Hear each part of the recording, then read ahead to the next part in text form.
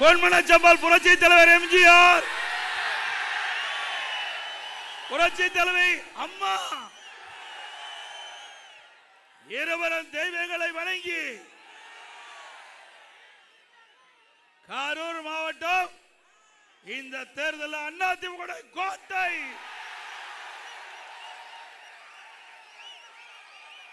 இந்த கரூர் மாவட்டம் எந்த கொம்பனாலும் வெல்ல முடியாது.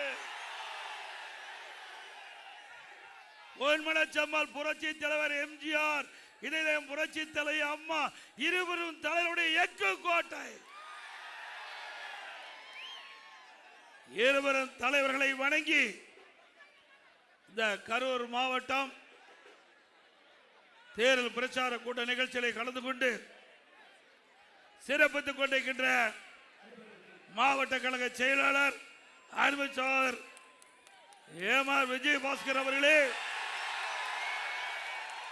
அமைப்பிச்சா அண்ணன் திரு கரூர் எம் சின்னசாமி அவர்களே, முன்னாள் எம்எல்ஏ திருமதி சசிகலா ரவி அவர்களே, முன்னாள் எம்எல்ஏ திரு கே துரை அவர்களே, மற்றும் திரு பொன் செல்வராஜ் அவர்களே, திரு ஆர் கே கவின்ராஜ் அவர்களே, மற்றும் நிகழ்ச்சியில் பங்கு பெற்றுகின்ற நம்முடைய பாரதிய ஜனதா கட்சி, பாட்டாளி மக்கள் கட்சி, அம்மா மக்கள் முன்னேற்ற கழக கட்சி, தமிழ் மாநில காங்கிரஸ் கட்சி, ஐஜேகே கட்சி நிர்வாகிகள், புதிய நீதி கட்சி, தமிழக மக்கள் முன்னேற்ற கழகம், கொங்கு நாடு முன்னேற்ற கழகம், தமிழக பகுஜன் சமாஜ் கட்சி, கொங்கு நாடு மக்கள் கட்சி மற்றும் நம்ம கோட்டையில் அங்கம் வைக்கின்ற கட்சியுடைய நிர்வாகிகளே, தலைவர்களே, தொண்டர்களே, கழக உடல் பொறுப்புகளை, கழகத்திலே பல்வேறு பொறுப்புகளை வைக்கின்ற நிர்வாகிகளே, பெரியோர்களே, தாய்மார்களே, விவசாயிகளே, விவசாய தொழிலாளர் நண்பர்களே, நெசவாளர்களே, விசைத்தறி தொழிலாளர்களே மற்றும் வாரியது சிறப்பித்துக் கொண்டிருக்கின்ற இந்த நிகழ்ச்சியில் பங்கு பெற்றிருக்கின்ற இளைஞர் பட்டாளங்களே, மகளிரை சேர்ந்த சகோதரிகளே, வாக்காளர் பெருமக்களே, பத்திரிகையாளர் ஊடகங்களே, அத்தனை பேருக்கும் என்னுடைய முதல் நன்றி கலந்த வணக்கம். அனைத்து இந்திய அண்ணா திராவிட முன்னேற்ற கழக தலைமையிலே அமைக்கப்பட்டுள்ள தேசிய ஜனநாயக கூட்டணி நம்முடைய கூட்டணியின் சார்பாக அனைத்து இந்திய அண்ணா திராவிட முன்னேற்ற கழக வேட்பாளராக கரூர் சட்டமன்ற தொகுதியில் முன்னாள் அமைச்சர், இன்றைக்கு மாவட்ட செயலாளர் திரு ஏமார் விஜயபாஸ்கர் அவர்கள் நிறுத்தப்பட்டிருக்கின்றோம்.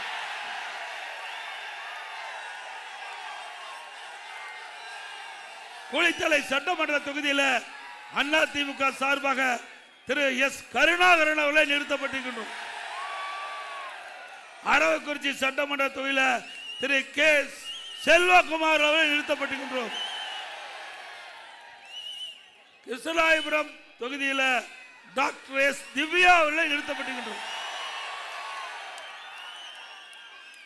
திரு விஜயபாஸ்கர் அவர்கள் இந்த மண்ணின் மைந்தர், மாவட்டத்திற்காக சட்டமன்றத்தில் குரல் கொடுத்து மாவட்ட மக்களுடைய பிரச்சனைகளை தீர்க்க அவ்வப்போது என்னை அணுகி உங்களுடைய பிரச்சனையை தீர்ப்பதற்கு பாடுபட்ட அற்புதமான மனிதர் அவர். அதே போல எஸ் கருணாகரன், திரு கே செல்வகுமார், திருமதி டாக்டர் எஸ் திவ்யா இரட்டை சின்னத்திலே வாக்களித்து வருகின்றனர். நம்முடைய சின்னம் புரட்சி தலைவர் எம்ஜிஆருடைய சின்னம், அம்மாவின் சின்னம், விவசாயியின் சின்னம், தொழிலாளரின் சின்னம், மக்களின் சின்னம், ஏழையின் சின்னம், வெற்றி சின்னம். வாக்களிப்பி இரட்டலைக்கு. இன்னைக்கு எதிரி நம்மை சற்று பலவீனமா நினைக்கிறாரு. யார் உங்களுக்கு தெரியுமில்ல? நாம பலவீனம் இல்ல, அவர் பலவீனப்பட்டு ஊர் விட்டு ஓடி போயிட்டார். ஊரை விட்டு மாவட்டத்தை விட்டு ஓடி போயிட்டார். ஆக நம்முடைய அண்ணா திமுக 4 சட்டமன்ற தொகுதியிலையும் இந்த மாவட்டத்தில் போட்டிடுறாங்க. கூட்டணி இல்ல, முழுக்க முழுக்க 100% உங்களை நம்பி நம்முடைய தலைமை கழகம் கரூர் மாவட்டம் அண்ணா திமுக கோட்டை என்ற அடிப்படையில் 4 சட்டமன்ற தொகுதியிலும் அண்ணா திமுக நிற்கின்றது. மற்ற மாவட்டத்தில் பல மாவட்டத்தில் பார்த்தீங்கன்னா ஏதாவது ஒரு தொகுதியாவது கூட்டணி கொடுத்திருப்போம். ஆனா இந்த தொகுதியில ஒரு எதிரியை வீழ்த்த வேண்டும் என்ற அடிப்படையில் அண்ணா திமுக முழு பலத்தையும் இந்த மாவட்டத்தில் நாம் பயன்படுத்தி 4 வேட்பாளரை வெற்றி பெற செய்யணும். வெற்றி பெற செய்வீங்களா? எதிரிய ஓட விரட்டுவீங்களா? இன்றைய தினம்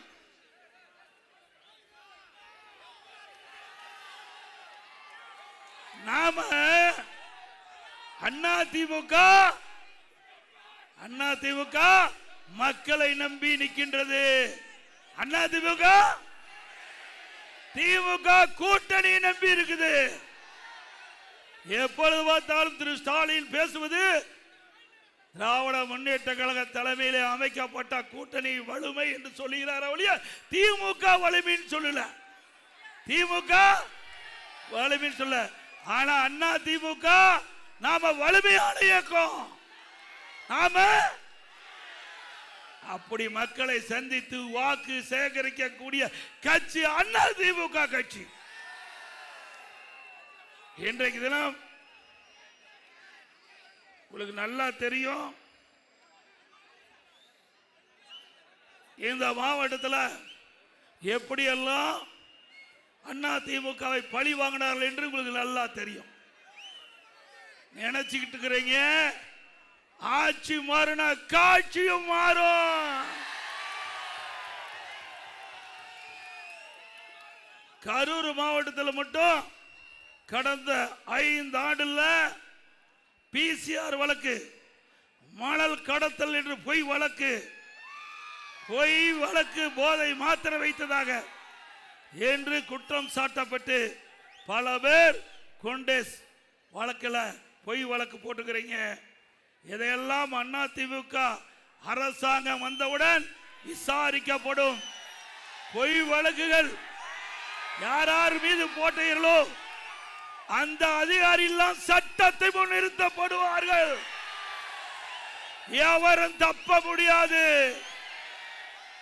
ஏற்கனவே நான் ஆட்சியில் இருந்தேன். அப்ப இருந்த பழனிசாமி வேற, இப்ப இருக்கிற பழனிசாமி வேற. அன்றைய தினம் நான் முதலாக முதலமைச்சர் பதவி ஏற்றேன். முழுக்க நான் 4 வருடம் 2 மாத காலம் பல்வேறு பிரச்சனை சந்தித்துக் கொண்டிருந்தேன். வறட்சி, புயல், வெள்ளம், கொரோனா, முழு கவனம் செலுத்தினேன். அதனால மக்களிடத்தில் நல்ல பெயர், சிறப்பான ஆட்சி கொடுத்தோம். சில பேர் என்னை சாதாரணமா இடம் போட்டுக்கிட்டு இருக்கிறீங்க. அன்றைய தினம் மக்களுக்காகவே நாங்கள் ஆட்சி செய்தோம். அதுதான் எங்களுடைய தலைவர்கள் எங்களுக்கு அரசியல் பாடத்தை கற்றுக் கொடுத்தார்கள். எங்களுடைய தலைவர் வழியிலே மக்களை பற்றி சிந்தித்தோம். மக்களுக்காக அரசை நடத்தினோம். அதனால நாங்கள் இளைத்தவர்கள் என்று நினைத்து விடாதீர்கள். எதிரிகளை எப்படி வீழ்த்த வேண்டும் என்று எங்களுக்கு நன்றாக தெரியும். அதே போல 5 ஆண்டுல திராவிட முன்னேற்ற கழக அரசை எதிர்த்த விவசாயிகள் பல மீது வழக்கு போட்டிருக்குது. அனைத்து வழக்குகளும் விசாரிக்கப்பட்டு சட்ட நிதியாக அவர்கள் மீது போடப்பட்ட பொய் வழக்குகள் தள்ளுபடி செய்வதற்கு நடவடிக்கை எடுக்கப்படும். அதே போல நான் ஏற்கனவே குறிப்பிட்டு எங்களுடைய இயக்கத்தை சேர்ந்தவர்கள் மீது வேண்டுமென்றே திட்டமிட்டு பல்வேறு குற்றச்சாட்டுகளை சொல்லி பொய் வழக்கு பதிவு செய்த அந்த அதிகாரிகளும் சரி, சட்ட நீதியாக அவர்கள் மீது உரிய நடவடிக்கை எடுக்கப்படும் என்று ஆணித்தரமாக சொல்லுகிறேன்.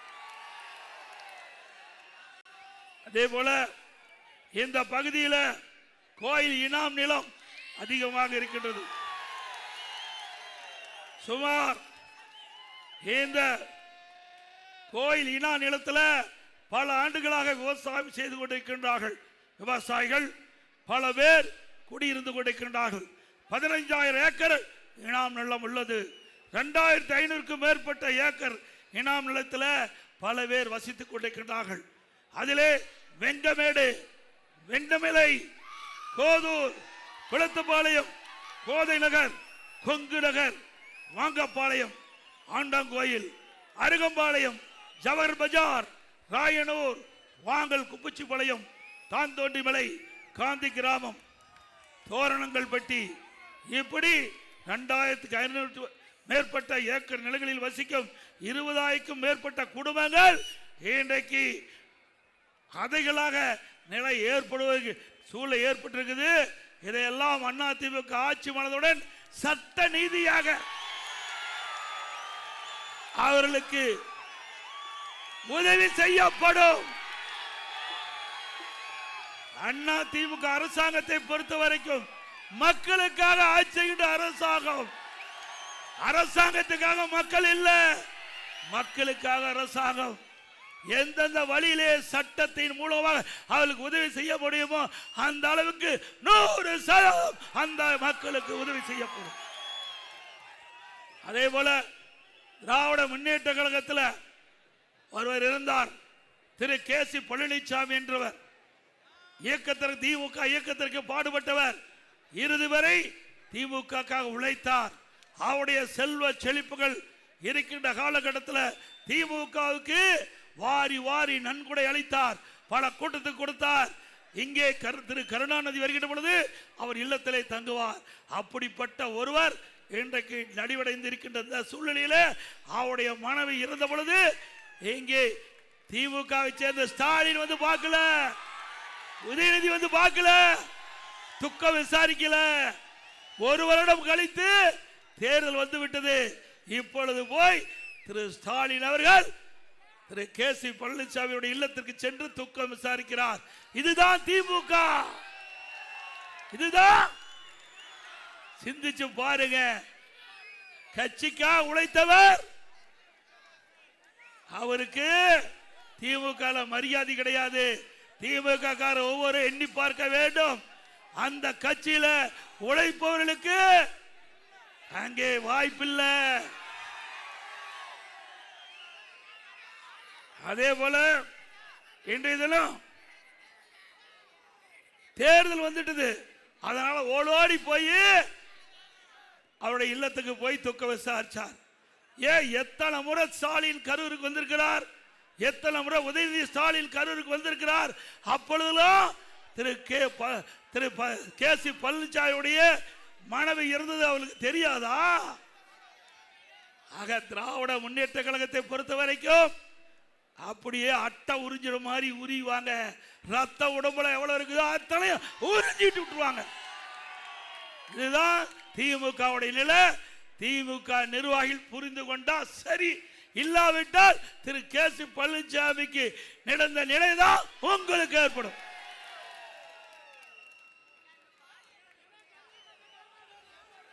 தமிழ்நாட்டை நல்லா ஞாபகம் வச்சுங்க.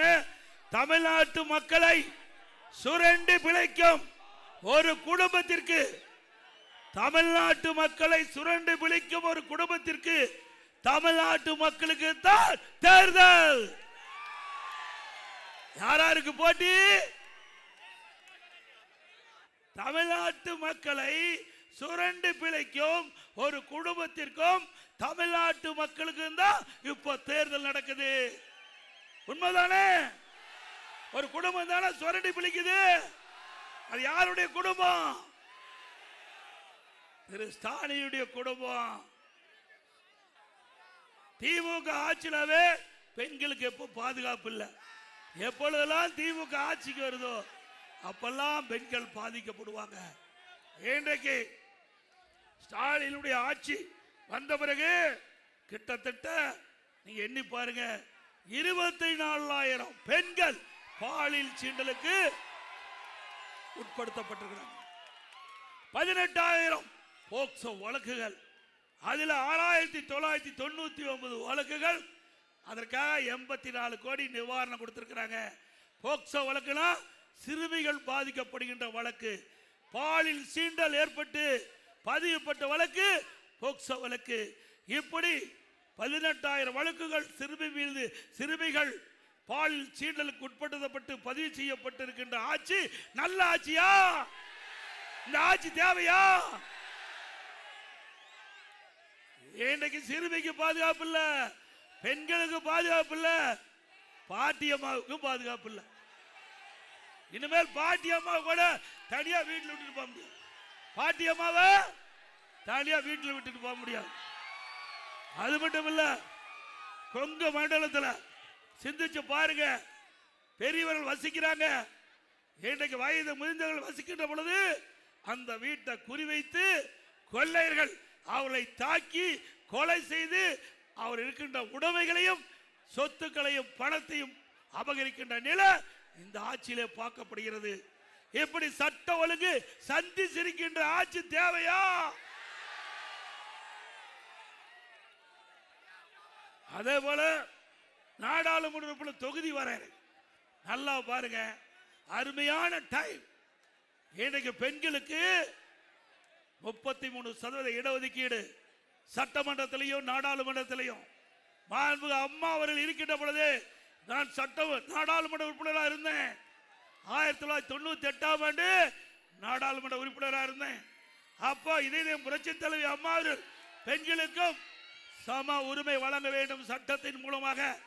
அதன்படி சட்டமன்றத்திலும் நாடாளுமன்றத்திலும் பெண்களுக்கு 33% இடஒதுக்கீடு வழங்குகின்ற அந்த மசோதாவை நாடாளுமன்றத்தில் கொண்டு வர வேண்டும் என்று அன்றைய தினம் வாஜ்பாய் அவர்களை கோரிக்கை வைச்சாங்க.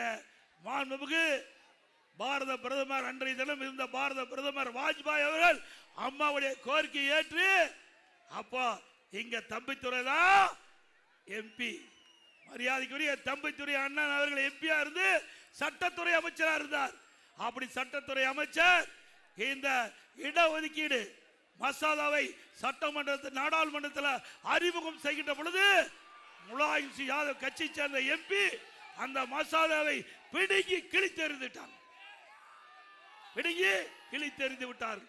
ஆக அன்றைய தினமே அதிமுக கட்சி பெண்களுக்கு 33% இடஒதுக்கீடு நாடாளுமன்றத்திலும் சட்டமன்றத்திலும் கிடைப்பதற்காக முயற்சி செய்த கட்சி அதிமுக கட்சி. திமுக வாயளவுல பேசுவாங்க, ஆனா நடைமுறைப்படுத்த மாட்டாங்க. இந்தியா கூட்டணி வாயளவுல பேசுவாங்க, ஆனா நடைமுறைப்படுத்த மாட்டாங்க. இப்ப அருமையான வாய்ப்பு. இன்றைக்கு நாடாளுமன்றத்தில் இந்த மசோதா கொண்டு வந்தாங்க. இன்றைக்கு நாடாளுமன்றத்தில் மறைந்த பாரத பிரதமர் வாஜ்பாய் அவர்கள் கொண்டு வந்த அதே இடஒதுக்கீடு, அதிமுக விரும்பிய அதே இடஒதுக்கீடு இப்பொழுது பாரத பிரதமர் திரு நரேந்திர மோடி அவர்கள் நாடாளுமன்றத்தில் இந்த மசோதாவை கொண்டு வந்து நிறைவேற்ற வேண்டும் என்று வேண்டுகோள் விடுத்தார். அப்ப அவர் என்ன சொன்னாரு? இந்த பெருமையெல்லாம் நீங்களே வச்சுக்கங்க, இதுல வர்ற புகழெல்லாம் நீங்களே வச்சுக்கங்க. பல ஆண்டுகளாக பெண்களுக்காக பெண்கள் ஏங்கிக் கொண்டிருக்கிறார்கள். சட்டத்தின் மூலம் எங்களுக்கு நாடாளுமன்றத்திலும் சட்டமன்றத்திலும் இடஒதுக்கீடு வேண்டும் என்று பெண்கள் பல ஆண்டுகளாக ஏங்கி தவித்துக் கொண்டிருக்கின்றார்கள். அப்படி இருக்கின்ற பொழுது இது ஒரு நல்ல சூழ்நிலை. அனைவரும் ஒன்றாக சேர்ந்து இந்த மசோதாவை நிறைவேற்றப்பட வேண்டும் என்று நாடாளுமன்றத்தில் வேண்டுகோள் வைத்தார். ஆனால் இந்தியா கூட்டணி என்று சொல்லிக் கொண்டிருக்கிற ஸ்டாலினர்களும் காங்கிரஸ் கட்சியும் கம்யூனிஸ்ட் கட்சியும் மற்ற திமுகவுடன் கூட்டணி வைத்திருக்கின்ற கட்சிகள், இந்தியா கூட்டணியில் அங்கம் வைக்கின்ற கட்சிகள் பெண்களை உதாசீனப்படுத்தி இன்றைக்கு நாடாளுமன்றத்தில் கொண்டு வந்த அந்த மசோதாவை நிராகரித்த கட்சி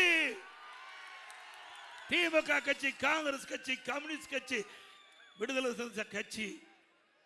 ஆக பெண்கள் எல்லாம் எண்ணி பார்க்க வேண்டும். அருள் கூர்ந்து எண்ணி பாருங்கள். இன்றைக்கு இந்த தேர்தல் மூலமாக தகுந்த பாடத்தை புகட்டுங்கள். உங்களுக்காக குரல் கொடுக்கின்ற கட்சி அண்ணா திமுக கட்சி, பாரதிய ஜனதா கட்சி, தேசிய ஜனநாயக கூட்டணி. இன்றைக்கு சட்ட நீதியாக உங்களுக்கு அங்கீகாரம் கிடைக்கப்பட்டு விட்டால் நாடாளுமன்றத்திலும் சட்டமன்றத்திலும் 33% உங்களுக்கு இடம் கிடைக்கும். யாராலையும் தடுக்க முடியாது. பெண்களும் இன்றைக்கு வளர்ந்து கொண்டிருக்கின்றார்கள். ஆண்களுக்கு சமமாக இன்றைக்கு இருந்து கொண்டிருக்கிறார்கள். ஆகவே சட்டத்தின் மூலம் நம்முடைய பெண்களுக்கு சம உரிமை கொடுக்க நினைத்து இந்த திட்டத்தை கொண்டு வந்தார்கள், இந்த மசோதாவை கொண்டு வந்தார்கள். ஆனால் திமுகவும் காங்கிரசும் அந்த மசோதாவை தோற்கடித்தது.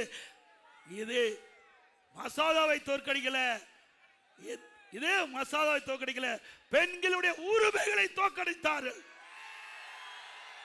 பெண்களுக்கு அநீதி இழைத்தார்கள். நீண்ட நாட்களாக பெண்கள் போராடி வந்த இட ஒதுக்கீட்டை அவர்கள் நிராகரித்திருக்கின்றார்கள். இந்த தேர்தல் மூலமாக இப்படிப்பட்ட வஞ்சகம் பிடித்த, வஞ்சக நெஞ்சம் பிடித்த, வஞ்சக எண்ணம் படித்த இந்த கட்சிகளுக்கு தகுந்த மரணடி கொடுப்பீங்களா? பெண்கள் சொல்லுங்க, நீங்க சொல்ல வேணும், நீங்க சொல்லுங்க. உங்களுக்காக வாதாடிட்டு இருக்கிறோம். இன்றைக்கு எந்த கட்சியாக இருந்தாலும் இந்த 33% இடஒதுக்கீட்டை நிராகரிக்க முடியாது. அப்படி உங்களுக்கு சட்ட நீதியாக நாடாளுமன்றத்திலும் சட்டமன்றத்திலும் எங்களுக்கு 33% பிரதிநிதித்துவம் கிடைப்பதை நிராகரித்த கட்சி திமுக கட்சி இந்த நாட்டை ஆள வேண்டுமா?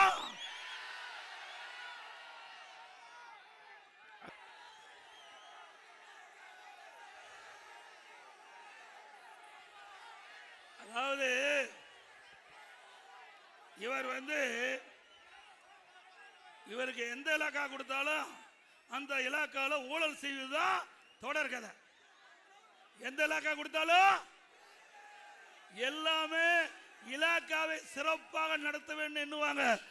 ஆனா இங்க இருக்கின்ற எம்எல்ஏ மட்டும் அதுல என்னென்னலாம் ஆட்டை போடணும் அப்படின்னு சிந்திக்கக்கூடிய நபர் தான் இவர்.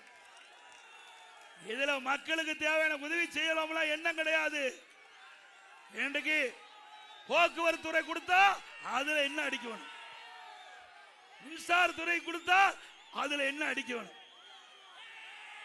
அதே போல கலால் அதுல கொடுத்தா என்ன முறைகேடு செய்யும். இப்படி எந்த இலாக்கா கொடுத்தாலும் அந்த இலாக்காவிலே கொள்ளையடிக்கின்றவர் தான் இந்த பகுதியில் இருக்கின்ற நபர். யாரு சொல்லுங்க? நல்ல மனப்பாடமா வச்சிருக்கிறீங்க. இன்றைக்கு மின்சார துறையிலே இன்றைக்கு இவர் மீது குற்றம் சாட்டப்பட்டு வழக்கு நிலுவிலே இருக்கின்றது. போக்குவரத்து துறையிலே பணி வழங்கி அதில் முறைகேடு நடைபெற்றதாக வழக்கு நிலுவிலே இருக்கின்றது. இன்றைக்கு டாஸ்மாக் நிறுவனம் அமலாக்கத்துறை வழக்கு பதிவு செய்வது நிலையிலே இருக்கிறது. தம்பி ஆட்டம் போடாத, ஆட்டம் போட்டா இருக்கிறவன் தெரியாது. தம்பி திரு ஸ்டாலின் உன்னை வச்சு வித்த காட்டிட்டு இருக்காரு, மயங்கிறாத. ஏற்கனவே உனக்கு நெஞ்ச பொழந்துட்டாங்க. 453 நாள் சிறையில் இருந்திருக்கிற, மறந்து விடாத. உன்னை யாரு காப்பாற்ற மாட்டாங்க. ஏன் இத்தனை திமுக காரர் இருக்கும் போது ஏன் உன்னை தேர்ந்தெடுத்து இப்படி இந்த கொள்ளையில அடிக்கிறதுக்கு பயன்படுத்துறாங்க? சிந்தித்து பாரு. வாழ்க்கையை தொலைச்சிடாத, வாழ்க்கைய தொலைச்சிடாத. ஏன்னா இந்த கொங்கு நாடு என்பது ஒரு செல்வாக்கு மிக்க நாடு. கொங்கு நாட்டு மக்கள் நன்மை செய்வதற்காக பிறந்த மக்கள், நாட்டுக்கு உழைத்த மக்கள், நாட்டு மக்களுக்கு சேவை செய்ய வேண்டும் என்று பிறந்த மண் கொங்கு நாட்டு மண்ணில் பிறந்த மக்கள். அப்படி இந்த மண்ணிலே பிறந்தவர் தீய எண்ணம் கொண்டு தீயவர்களோடு சேர்ந்து தீயவை செய்யாத, செஞ்சிட்ட. இனிமேல் மேலும் நீ அவளுக்கு துணை நின்றதால் உன்னை காப்பாற்ற மாட்டாங்க, நடு ரோட்ல விட்டுருவாங்க. இங்க இருக்கிற உங்களுக்கு நல்லா தெரியும், கரூர் இருந்த திரு கே.சி. பழனிசாமியுடைய நிலைமை என்ன?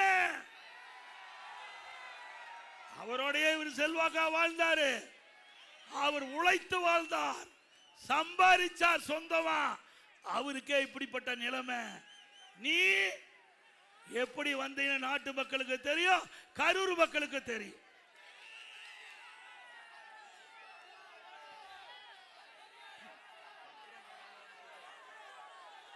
போன தேர்தல்ல போலி கொலுசு நம்முடைய பெண்களை ஏமாற்றி வெற்றி பெற்றுட்ட. இந்த முறை எத்தனை ஸ்வீட் பாக்ஸ் கொடுத்தாலும் வேலையாகாது, எத்தனை ஸ்வீட் பாக்ஸ் கொடுத்தாலும் வேலையாகாது. இந்த ஸ்வீட் பாக்ஸ் எல்லாம் உங்களது, அவரது அல்ல. உங்க ஸ்வீட் பாக்ஸ் பேக் பண்ணி கொடுக்கிறார், ஸ்வீட் பாக்ஸ் பேக் பண்ணி, அவ்வளவுதான் அவருடைய வேலை. ஏன்னா தேர்தல் விதிமுறை இருக்குது, அதனால சில மறைத்து பேசுறேன், புரிஞ்சுக்குங்க. இந்த கரூர் மாவட்டத்தை பொறுத்த வரைக்கும் அதுவும் குறிப்பா கரூர் சட்டமன்ற தொகுதி பொறுத்த வரைக்கும், கரூர் மாவட்டத்தை பொறுத்த வரைக்கும், கரூர் சட்டமன்றத்தை பொறுத்த வரைக்கும் தமிழ்நாட்டினுடைய ஜனநாயகத்திற்கும் பணநாயகத்திற்கும் நடக்கின்ற யுத்தம். தமிழ்நாட்டின் ஜனநாயகத்திற்கும் பணநாயகத்திற்கும் நடக்கின்ற தேர்தல். இந்த தேர்தலில் தமிழ்நாட்டுடைய ஜனநாயகம் தலைக்க வேண்டும், ஓங்க வேண்டும், மக்கள் சுதந்திரமாக வாழ வேண்டும். இதற்கு நீங்கள் இந்த தேர்தலை எடுக்கின்ற முடிவு சரியான முடிவாக இருக்க வேண்டும்.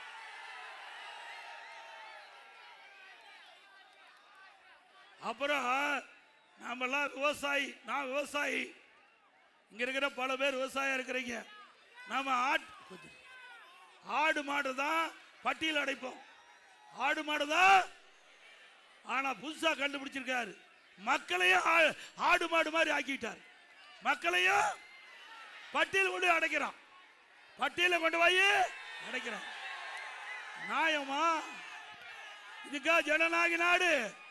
இப்படிப்பட்ட ஜனநாயக நாட்டில் இன்றைக்கு மக்களை கவர்ச்சிகரமா பேசி ஆடு மாடுகளை பட்டியலை அடைப்பதை போல பட்டியலை அடைக்கின்ற கட்சி நாட்டுக்கு தேவையா?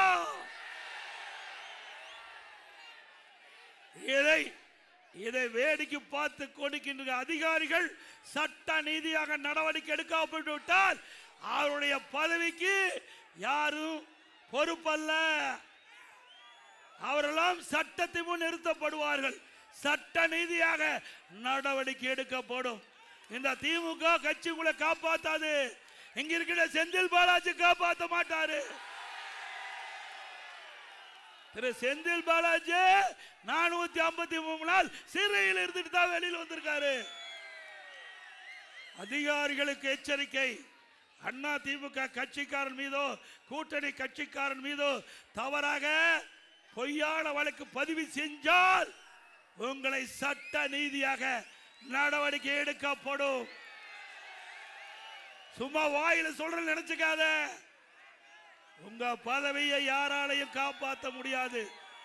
உண்மைக்கு புறமா நடந்தா, பொய் வழக்கு போட்டா, இல்லது திமுகவுக்கு சாதகமா தேர்தலிலே நீங்கள் நடந்து கொண்டால் சம்பந்தப்பட்ட அதிகாரிகள் சட்ட நீதியாக நடவடிக்கைக்கு உட்படுத்துவார்கள். இன்றைக்கு மணல் கொள்ள நடந்ததில்ல. நேற்றைய தினம் மாண்புமிகு பாரத பிரதமர் இந்த மணல் கொள்ளை பற்றி தெளிவா பேசினார். நினைச்சிட்டு இருக்கிறாங்க என்னமோ திமுக ஆட்சியில் இருக்குது, இந்த மணல் கொள்ளையை அதிகாரிகளும் துணை நின்றிருக்கிறாங்க, அதையெல்லாம் ஆட்சி அதிகாரத்தின் மூலமாக கொள்ளையடிச்சிருக்கு. தம்பி, சேட்டலைட் மூலமா பார்த்துட்டு இருக்கிறாங்க, சேட்டலைட் மூலமாக எங்கெங்க மணல் அள்ளப்படுது, எந்தெந்த லாரி அள்ளப்படுது, அந்த லாரியுடைய எண் முழுவதும் பதிவாயிருக்குது. ஆகவே அதிமுக ஆட்சி மக்களுடைய துணையோடு அமைந்தவுடன் மத்திய அரசு துணையோடு சேட்டலைட்டில் பதிவு செய்யப்பட்ட அதையெல்லாம் சட்ட ரீதியாக எடுக்கப்பட்டு இந்த மன கொள்ளையில் யாரெல்லாம் ஈடுபட்டார்களோ அவர்கள் மீது சட்ட ரீதியாக நடவடிக்கை எடுக்கப்படும். இந்த மணல் கொள்ளையை தடுப்பதற்காக அனைத்து இந்திய அண்ணா திராவிட முன்னேற்ற கழக கட்சி நிர்வாகிகள் தொண்டர்களோடு அறிவிச்சார் விஜயபாஸ்கர் அவர்கள் சம்பவ இடத்துக்கு போறாங்க. இங்க இருக்கிற அதிகாரிகளுக்கு தெரியாதா, காவல்துறைக்கு தெரியாதா, வருவாய்த்துறைக்கு தெரியாதா இவள் கொள்ளையடிப்பது? ஆயிரக்கணக்கான லோடு ஒரு நாளைக்கு காவிரி ஆற்று மணல் இன்றைக்கு மாபியா கொள்ளையடிச்சிட்டு இருந்தாங்கல்ல, அந்த கொள்ளையெல்லாம் கண்டுகொள்ளாம இருந்தாங்கல்ல. அதிமுக சார்ந்த மாவட்ட சாத்திர விஜயபாஸ்கர் அவர்கள் அதை தடுத்து நிறுத்தினார். சம்பந்தப்பட்ட அதிகாரிக்கு புகார் கொடுத்தார். அவர் மீது வழக்கு பதிவு செஞ்சிருக்கிறீங்க. அதிமுக ஆட்சி மலரும், சட்ட நீதியாக அவர் பதில் சொல்லியே ஆக வேண்டும்.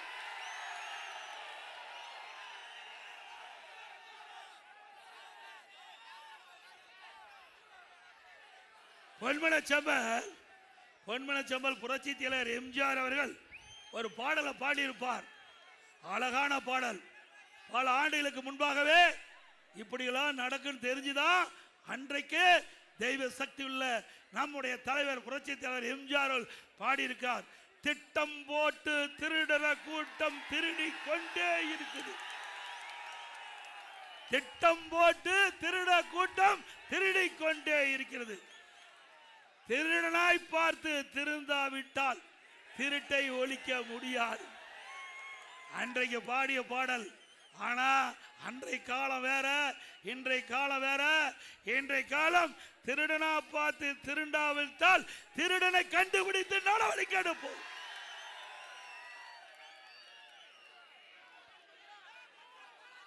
அது மட்டுமல்ல, என்றைக்கும்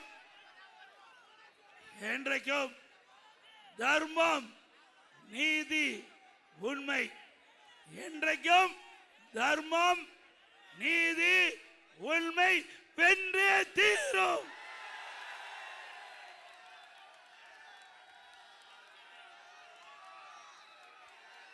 அதாவது ஏதேதோ கண்டுபிடிப்புக்கு டாக்டர் பட்டம் கொடுக்கிறாங்க. இன்றைக்கு தமிழ்நாட்டிலும் சரி இந்திய அளவிலும் சரி ஏதேதோ கண்டுபிடிப்புக்கு டாக்டர் பட்டம் கொடுக்கிறாங்க. ஆனா இந்த டப்பு எப்படி வாங்குறது? அதற்கு டாக்டர் பட்டம் கொடுக்கணும்னா செந்தில் பாலாஜி கொடுத்தா சரியா இருக்கும்.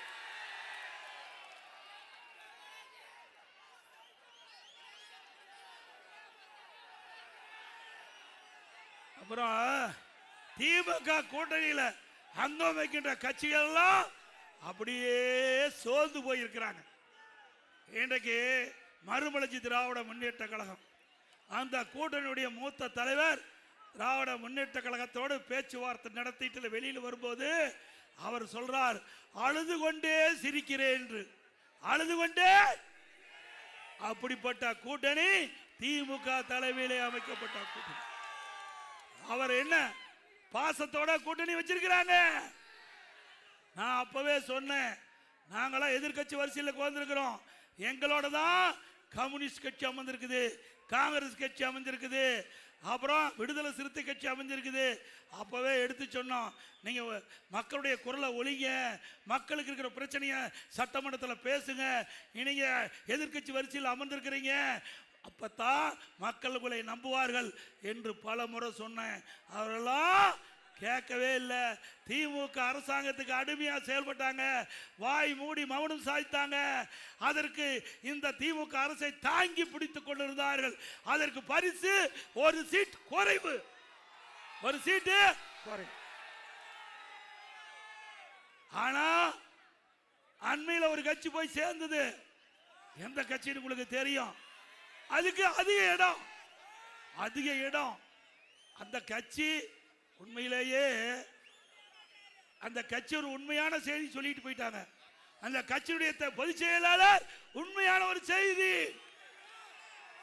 தமிழகத்தில் பாலியல் வன்கொடுமை நடக்குது. நாம சொல்லல, திரு ஸ்டாலின் அமர வச்சு அவருடைய கூட்டணி கட்சி சேர்ந்த ஒரு கட்சி சேர்ந்த பொதுச் செயலாளர் கூட்டத்தில் பேசிய பேச்சு வலைதளத்திலே வந்தது, தொலைக்காட்சியிலே வந்தது. உண்மைதானே? அப்படின்னா அந்த கட்சிக்கு ஓட்டு போடலாமா? கூட்டணி கட்சி தலைவரே சொல்லிட்டாங்க. நாம எதிர்கட்சி, நாம சொன்னா தவறுன்னு சொல்லுவாங்க. ஆனா அந்த கூட்டணியில் அங்க வைக்கின்ற கட்சியுடைய ஒரு கட்சியுடைய பொதுச் செயலாளர் இப்படிப்பட்ட கருத்தை சொல்லிக்கிட்ட பொழுது நாட்டு மக்கள் நீங்க ஒரு நல்ல முடிவு எடுக்க வேண்டும். இன்றைக்கு திராவிட முன்னேற்றங்களும் ஆட்சிக்கு பிறகு கடுமையான மின்வெட்டு. இன்றைக்கு விவசாயிகளுக்கு மும்முனை மின்சாரம் கொடுத்தோம். விவசாயிகளுக்கு மும்முனை மின்சாரம் தம்பி லைட் மணி இன்றைக்கு மும்முனை மின்சாரம் கொடுத்தோம்.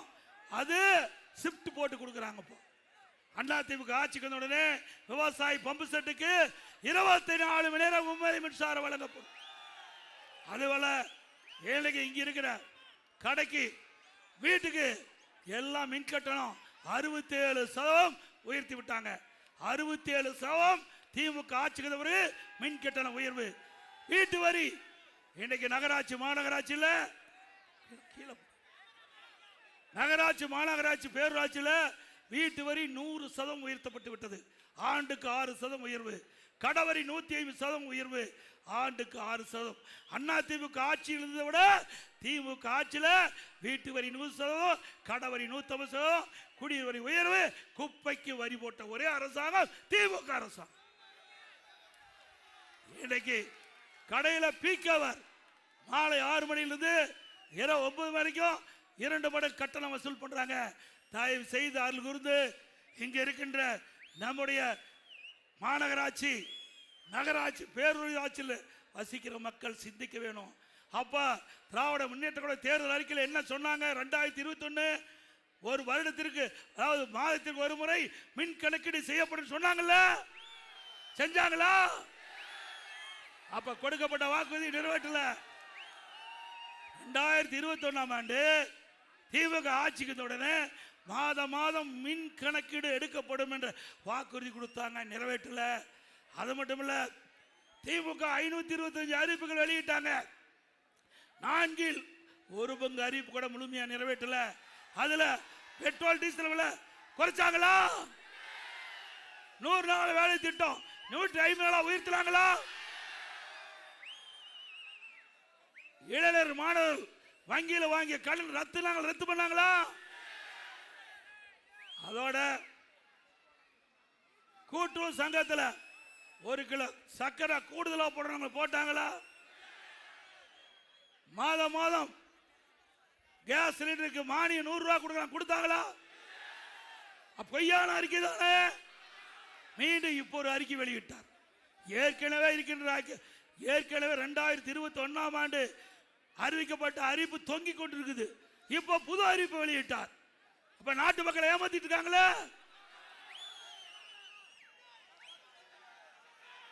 அதோட இன்னைக்கு மாற்றுத்திறனாளிக்கான உலக கோப்பை போட்டி நடந்தது.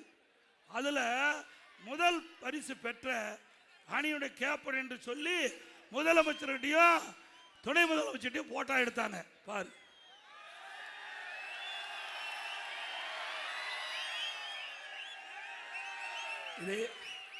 இதுல என்னன்னா, உலக கோப்பைக்கு போய் போட்டி போட்டு வென்றார்ல முதலமைச்சர்கிட்ட என்ன கோப்பை, முதலமைச்சர் எந்த கோப்பை காட்டுறாரு, அப்புறம் துணை முதலமைச்சர் எந்த கோப்பை காட்டுறாரு? அப்படின்னா பொய் தானே. இவரு வெளிநாட்டு போவதற்கு பாஸ்போர்ட் கூட எடுக்கல, வெளிநாடு போகல, உலக கோப்பை போட்டியில கலந்துக்கல. எப்படி பில்டப்? அடம் செய்யறதே செய்யறீங்க, ஒழுங்கா செய்யலாம் இல்ல?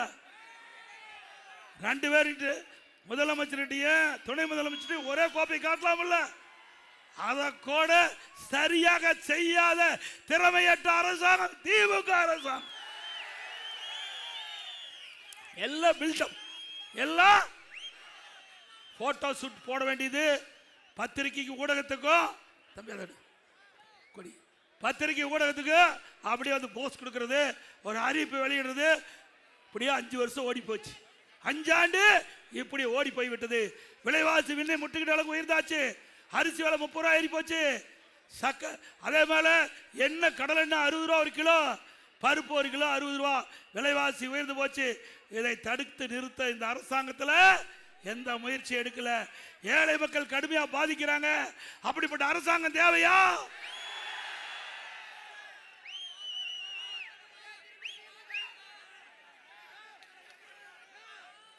அப்புறம் சரி விடு தம்பி.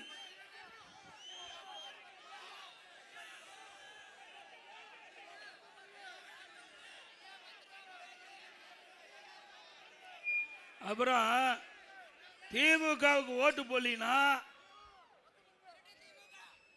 கரூர் சட்டமன்ற தொகுதி வாக்காளத்தில் ஒரு பொய்யான தகவல். திமுகவுக்கு ஓட்டு போடலினா இப்போ 1000 ரூபா கொடுக்குறாங்களா, அதை நிறுத்திடுவாங்களாம். நீ ஆட்சிக்கே வரப்போற. ஆட்சிக்கு வருது அண்ணா திமுக.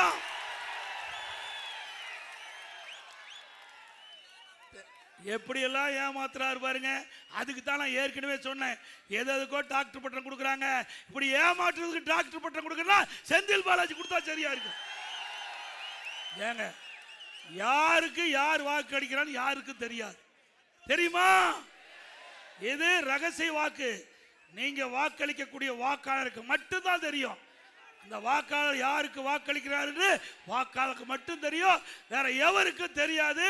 அண்ணா திமுக ஆட்சி உடனே எல்லா குடும்ப தலைவிக்கு மாதந்தோறும் அவருடைய வங்கி கணக்கில் 2000 ரூபாய் வழங்கப்படும்.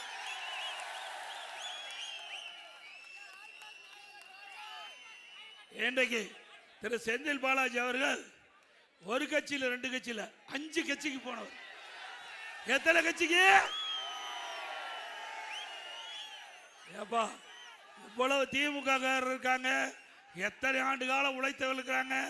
அவரெல்லாம் விட்டுட்டு அவர்களுக்கு கிடைக்க வேண்டிய இலாக்காலாம் நல்ல இலாக்கா விட்டுட்டு இவருக்கு மின்சாரத்துறை கலால் துறை கொடுக்குறாங்கன்னா இந்த திமுக உண்மையா நடக்கிற கட்சி அது? அங்க உழைக்கின்றவங்களா ஓடா போய் தேஞ்சு போயிட்டாங்க. இன்னைக்கு திமுகவில் பார்த்தீங்கன்னா ஆள் இல்லை. 8 பேர் மந்திரியா இருக்கிறான் அண்ணா திமுக. 8 பேர் அண்ணா திமுக திமுகவுக்கு போய் மந்திரியா இருக்கிறாங்க. இப்போ 19 பேர் அண்ணா திமுக காரர் திமுகவுக்கு போய் எம்எல்ஏ நிற்கிறாங்க. 19 பேர் அண்ணா திமுக நீக்கப்பட்டவர்கள். நீக்கப்பட்டவர்கள் செல்லாதுக்கு நோட்டுக்கு ஏதாவது வேல்யூ உண்டா?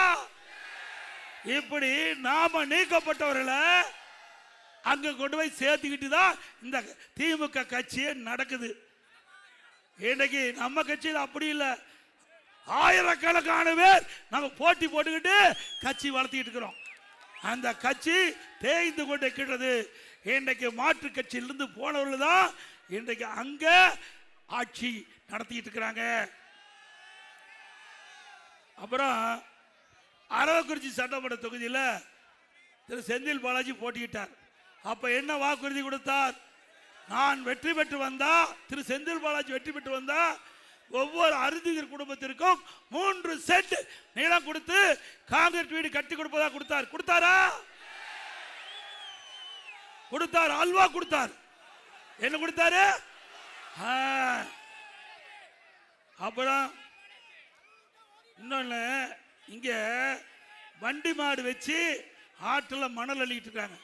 ஒரு 5000 குடும்பம் இதை வச்சு பிழைக்குது. அவருடைய ஓட்டுகளை பெறுவதற்கு இங்க இருக்கிற செந்தில் பாலாஜி அடிச்சார் ஒரு டூப்பு. என்ன 2021 தேர்தலில் 11 மணிக்கு திரு ஸ்டாலின் பதவி ஏற்பார், 11:05க்கு மாட்டு வண்டி மணல் அள்ளலான்னு அள்ளுனாங்கல்ல, அள்ளுனாங்க.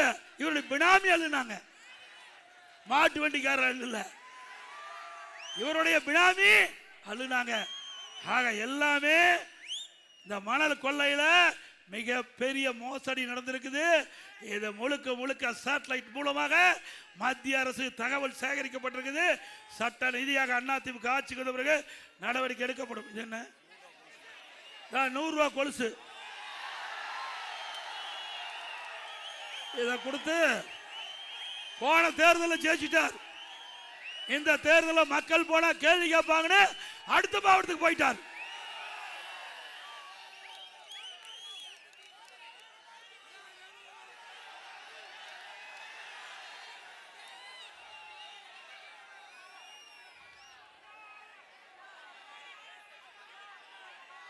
அதே போல 2016ஆம் ஆண்டு திரு செந்தில் பாலாஜி அதிமுக இருந்தார். அப்பா இன்றைய முதலமைச்சர் இன்றைக்கு எதிர்கட்சி தலைவராக இருந்தார். இங்க கரூருக்கு வந்தார். எப்படியெல்லாம் பேசினார் தெரியுமில்ல? எப்படியெல்லாம் இந்த செந்தில் பாலாஜி வறுத்து எடுத்தார் தெரியுமில்ல? இன்றைக்கு என்ன சொல்றாரு? கோடு போட்டா ரோடு போடுவாராம். கோடு போட்டா அந்த ரோடுலயும் ஊழல் செய்தவர் தான் இந்த செந்தில் பாலாஜி. அந்த ரோடுலயும் இன்றைக்கு அதிகாரி மீது வழக்கு பதிவு செஞ்சிருக்கு. அதெல்லாம் விசாரிக்கப்படும். அது மட்டுமல்ல, அன்னைக்கு திரு ஸ்டாலின் பேசுறது நல்ல வாய். இன்னைக்கு நீங்களே முடிவு பண்ணிக்க.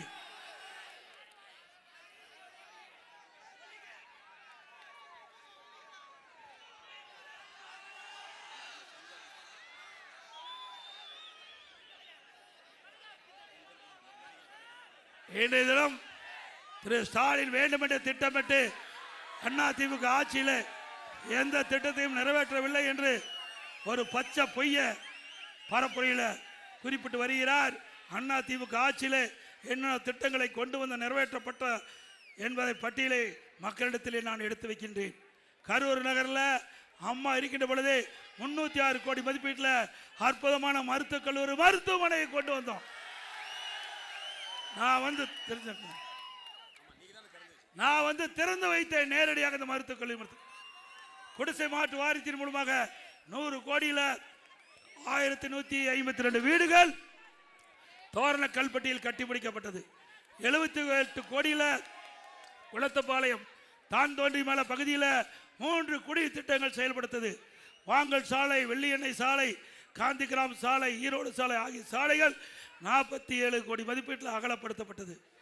இன்றைக்கு 21 கோடியில் கரூர் புறவழிச்சாலை, அம்மா சாலை அமைக்கப்பட்டது.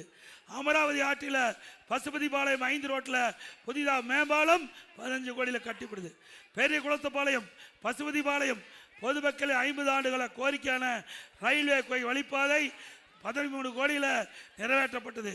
காலப்பாறை ஊராட்சிக்கு 10 கோடி மதிப்பீட்டில் காவிரியிலிருந்து புதிய குடி திட்டம் செயல்படுத்தப்பட்டது. ஆத்தூர், மணமங்கலம், கடமக்குறிச்சி ஆகிய 3 ஊராட்சிகளில் 8 கோடியில் குடிநீர் திட்டம் நிறைவேற்றப்பட்டது. அமராவதி ஆற்றின் குறுக்கே பெரிய ஆண்டா கோயில் பகுதியில் 15 கோடி மதிப்பீட்டில் தடுப்பணை கட்டப்பட்டது. இன்றைக்கு தேசிய அளவில் MGNREGS திட்டத்தில் தேசிய அளவில் கரூர் மாவட்டம் 2ஆம் இடத்தை பிடித்தது. நீர் மேலாண்மையில் தேசிய அளவில் கரூர் மாவட்டம் 2ஆம் இடம் பிடித்து தமிழகத்துக்கு பெருமை சேர்த்தது. திருசலாபுரம் சட்டமன்ற தொகுதி தரங்கம்பாடியில் அரசு கலை மற்றும் அறிவு கல்லூரி கட்டப்பட்டது. குடிமராமத்து திட்டத்தில் 100கணக்கான குளங்கள், ஏரிகள் தூராறப்பட்டன. நாங்களாட்சி ஆற்றின் குறுக்கே 2 கோடியில் தடுப்பணை, குடகநாட்டின் குறுக்கே 7 கோடி மதிப்பீட்டில் தடுப்பணைகள். அது மட்டும் இல்லாமல் ஸ்டிக்கர் ஒட்டி திறந்தது. நாம் கஷ்டப்பட்டு கட்டுனா இவர் வந்து திறந்துட்டு போனார். 22 கோடி மதிப்பீட்டில் கரையில் உள்ள 20 சாலைகளை இணைத்து புறவழி சாலை அடையாளம் வகையில் அம்மா சாலை நமது ஆட்சியில் அமைக்கப்பட்டது. தற்போது விடியா திமுக அரசு ஸ்டிக்கர் ஒட்டி அண்ணா சாலையில் திறந்துட்டாங்க. நஞ்சை, அரவக்குறிச்சி மற்றும் பரமத்தி ஆகிய ஊராட்சி ஒன்றிய குடிநீர் திட்ட பணிகள் 486 கோடியில் நிதி ஒதுக்கப்பட்டு விடியா திமுக அரசு திறக்கப்பட்டது. அண்ணா திமுக ஆட்சியில் கொண்டு வரப்பட்ட திட்டம் திமுக ஆட்சியில் திறக்கப்பட்டது. அதே போல புதிய தாலுகா திறக்கப்பட்டது. நஞ்சை புகழூர் தடுப்பணை அண்ணா திமுக ஆட்சியில் கொண்டாந்து இன்னது நிறைவேற்றல. அண்ணா திமுக ஆட்சியிலே கொண்டு வரப்பட்ட திட்டம் என்ற ஒரே காரணத்திற்காக திட்டம் ஆமை வேகத்தில் நடக்குது. அண்ணா திமுக ஆட்சி அமர்ந்தவுடன் நஞ்சை புகழூர் கதவணை திட்டம் முழுமை பெற்று திறக்கப்படும்.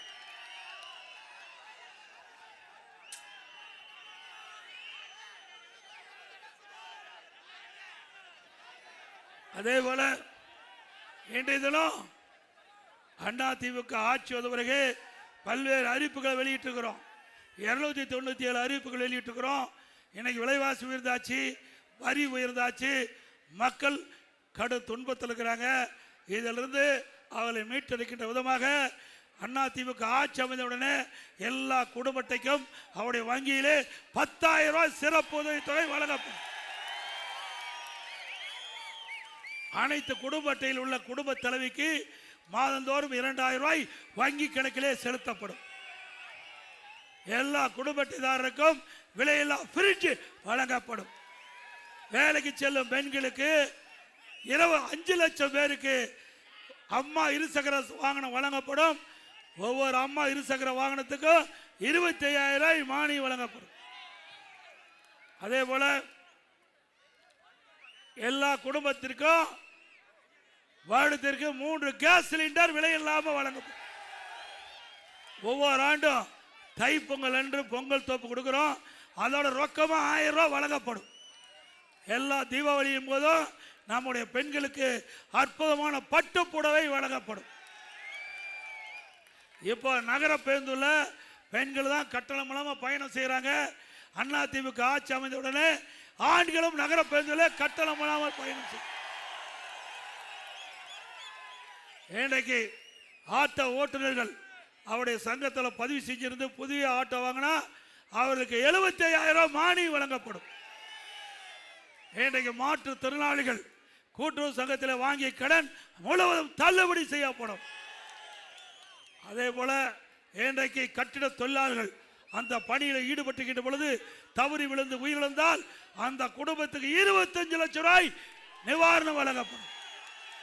படுகாயம் அடைந்தால் 2 லட்சம். மரம் ஏறும் தொழிலாளர்கள் அந்த பணியில் ஈடுபட்டுக்கின்ற பொழுது மரத்திலிருந்து தவறி விழுந்து உயிரிழந்தால் அந்த குடும்பத்துக்கு 20 லட்சம் ரூபாய் நிவாரணம் வழங்கப்படும். மரம் ஏறும் தொழிலாளர்களுக்கு அந்த உபகரணங்கள் விலையில்லாமல் வழங்கப்படும். அதோட ரேஷன் கடையில் வழங்கப்படுகின்ற அரிசி தரம் குறைவாக இருப்பதாக எங்களுக்கு புகார். அண்ணா திமுக ஆட்சியுடனே ரேஷன் கடையில் வழங்கப்படுகின்ற அரிசி மளிகை கடையில் வாங்குகின்ற அரிசி விட தரம் சிறந்த அரிசியாக ரேஷன் கடையில் வழங்கப்படும். அதோட விலையில்லா அரிசி கொடுக்கிறோம். இனிமேல் விலையில்லா பருப்பு கொடுப்போம். விலையில்லா எண்ணெய் ரேஷன் கடையில் வழங்கப்படும். அம்மா இல்லம் திட்டம். இன்றைக்கு ஏழைகள் சாதி கிடையாது, மதம் கிடையாது. ஏழையில் இருந்தா அவளுக்கு நிலம் இல்லாம வீடு இல்லாம இருந்தா அரசாங்கம் அதிமுக அரசாங்கம் நிலத்தை வாங்கி அற்புதமான காங்கிரீட் வீடு ஏழைகளுக்கு கட்டி கொடுக்கும். அதே போல பட்டியலின மக்கள், ஆதிராட மக்கள், அருந்தியர் மக்கள், அப்படிப்பட்ட மக்களுக்கு நிலம் இல்லாம வீடு இல்லாததா அற்புதமான காங்கிரீட் வீடு கட்டி கொடுக்கப்படும். அதோட அந்த பட்டியலின மக்கள், ஆதிராட மக்கள், அருந்தியர் மக்கள் அவருடைய ஆண் வாரிசுகள் திருமணமாகி தனி குடித்தனம் போகின்ற பொழுது அவருக்கு வீடு இல்லாம கஷ்டப்படுறாங்க. அப்படிப்பட்ட ஆண் வாரிசுகள் திருமணமாகி தனி குடித்தனம் போனா அண்ணா திமுக அரசு அமைந்தவுடன் அரசாங்கமே சொந்தமா நிலம் வாங்கி காங்கிரீட் வீடு கட்டி கொடுக்கப்படும். முதியோருக்கு வழங்கப்படுகின்ற ஓய்வூதியம் இனி உயர்த்தி 2000 வழங்கப்படும். அதே போல பட்டப்படிப்பு படித்து வேலைவாய்ப்பில் பதிவு செஞ்சு பணி கிடைக்காமல் இருக்கின்ற அந்த இளைஞர்களுக்கு மாதந்தோறும் 2000 ரூபாய் உதவித்தொகை வழங்கப்படும். +2 வரை படித்து பணி கிடைக்காமல் இருக்கிறவர்களுக்கு 1000 ரூபாய் வழங்கப்படும். அதோட இஸ்லாமியர்கள், கிறிஸ்துவ மற்றும் ஏனைய சிறுபான்மையை சேர்ந்த மகளிர் சுயமா தொழில் தொடங்க வட்டிலா கடன் வழங்கப்படும். அதே போல அண்ணா திமுக ஆட்சி கிட்ட பொழுது 2016, 2021 நம்முடைய விவசாயிகள் தொடக்க வேளாண் கூட்டுறவு கடன் சங்கத்தில் வாங்கிய பயிர்க்கடன் தள்ளுபடி செய்யப்பட்டது. அதே போல மீண்டும் அண்ணா திமுக ஆட்சி உடனே நம்முடைய விவசாய பெருமக்கள் தொடக்க வேளாண் கூட்டுறவு சங்கத்தில் வாங்கிய பயிர்க்கடன் தள்ளுபடி செய்யப்படும்.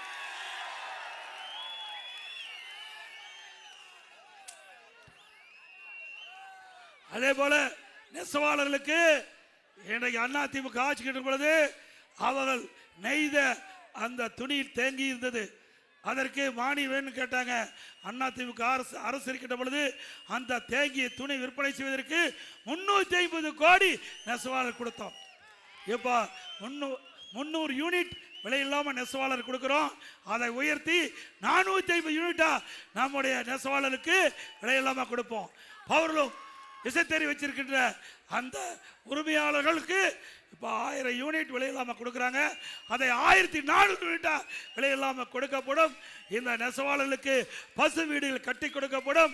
65 வயது முதிர்ந்த நெசவாளருக்கு ஓய்வூதியம் 1000 ரூபாய் வழங்கப்படுகிறது. அதை உயர்த்தி 2500 ரூபாய் நெசவாளருக்கு வழங்கப்படும். மக்களை காப்போம், தமிழகத்தை மீட்போம். மக்களை தமிழகத்தை மக்களை தமிழகத்தை மக்களை தமிழகத்தை ஸ்டாலின் மாடல் அரசு, ஃபெயிலியர் மாடல் அரசு. Bye bye Stalin. நான் சொல்றது அப்படியே திருப்பி சொல்லுங்க. அதிமுக வின்னிங். அதிமுக நல்ல ஆட்சி கம்மி. நல்லாட்சி மிக சிறப்பா எழுச்சியா இந்த தேர்தல் பிரச்சார கூட்ட நிகழ்ச்சியிலே கலந்து கொண்டீங்க. எவ்வளோ தடைகள் இங்க வர்றதுக்கு எவ்வளோ தடைகள் விதித்தாங்க. அதையெல்லாம் மீறி இங்கே குழுமி இருக்கிறீங்களே, அத்தனை பாதம் தொட்டு வழங்க. சில பேர் பணத்தாசை காட்டி மக்களை இந்த தேர்தல் பிரச்சார கூட்ட நிகழ்ச்சியிலே கலந்து கொள்வதை தடுக்க முயற்சித்தார்கள். அந்த முயற்சியெல்லாம் முறியடித்து நீங்கள் இங்கே வந்து அதிமுக தேர்தல் பிரச்சார கூட்ட நிகழ்ச்சியிலே கலந்து கொண்டுள்ள அத்தனை பேருக்கும் நன்றி நன்றி நன்றி.